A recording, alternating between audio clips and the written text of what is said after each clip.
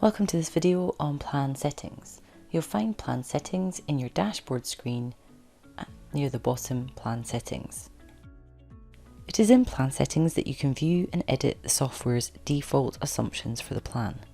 Now it's quite likely that some of these default assumptions will differ from the position that you would like to take, and so you might think of these ones as merely placeholders to get you started.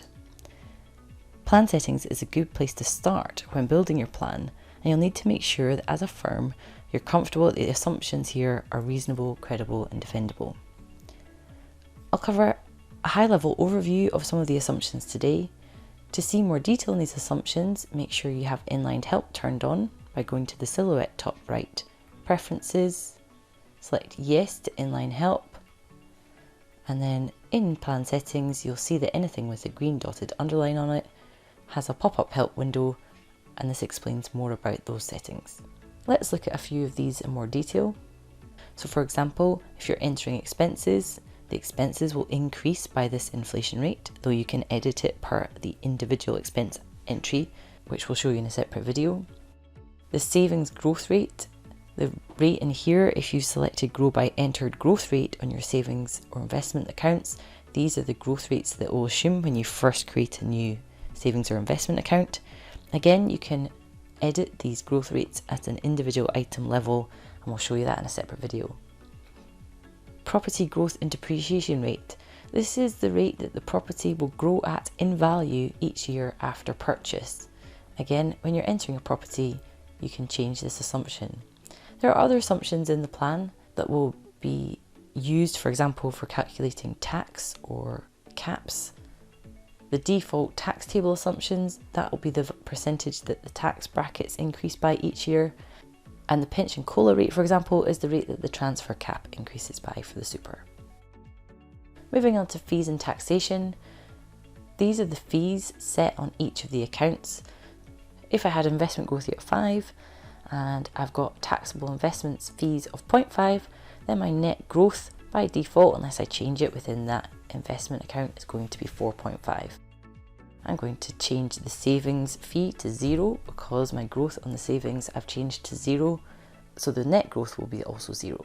To check the net growth rates on each account, go to Year View and either the Investment or Pensions tabs, and you can see the net growth in this column here.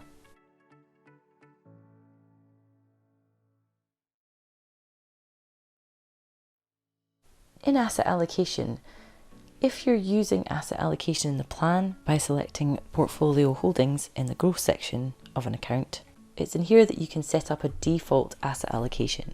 So when you create a new investment account or pension account and you select use portfolio and holdings for growth, it's this default asset allocation portfolio that will first appear.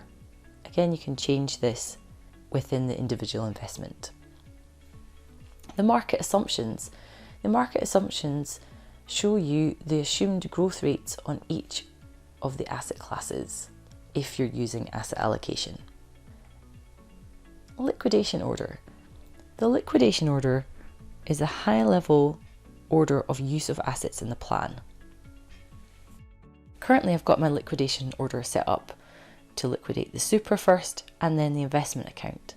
Let's have a look at that in action. If I click on Details, you can see in the initial years of the plan, there's the super used, and then when the super runs out, it's the investments.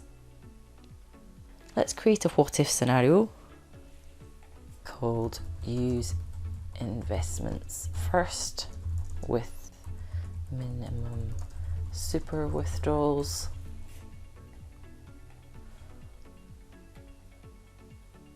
And all we're going to do is go to Plan Settings, go to our liquidation order, and I'm going to move Investment Account up to the top. Click Done. And now when I reveal the details, you see it's taking the minimum withdrawals from the super, but the extra amount that's needed for meeting expenses in that year is now taken from the investments because the investments are first in the liquidation order. If I go to Let's See, Chart View and Compare Plans, I can now compare my base plan, which is just using the super first, with the Use Investments First plan, and I can have a look in the assets chart at the types of assets left at the end of the plan. Going back to our plan settings, calculation settings, you have the option to transfer all excess income to savings through the whole of the plan, or just transfer excess in retirement. Using these features will mean that any surplus money in the plan will be swept into the default cash account.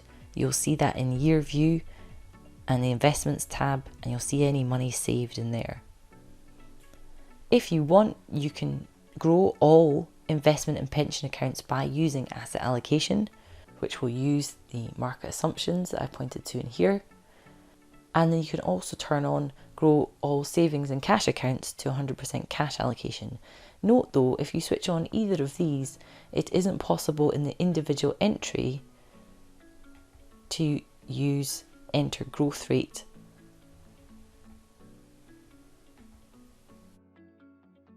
You see, it's not giving you the option to do that. If you wanted a mix of asset allocation and enter growth rate, then go to your calculation settings, leave this as no. In the individual entry, go to growth, and you've got the option to choose portfolio and holdings or enter growth rate, depending on that particular account. So that's a high level overview of some of the plan settings and how they work in the plan. As I say, for more information, see the inline help. Thanks for listening.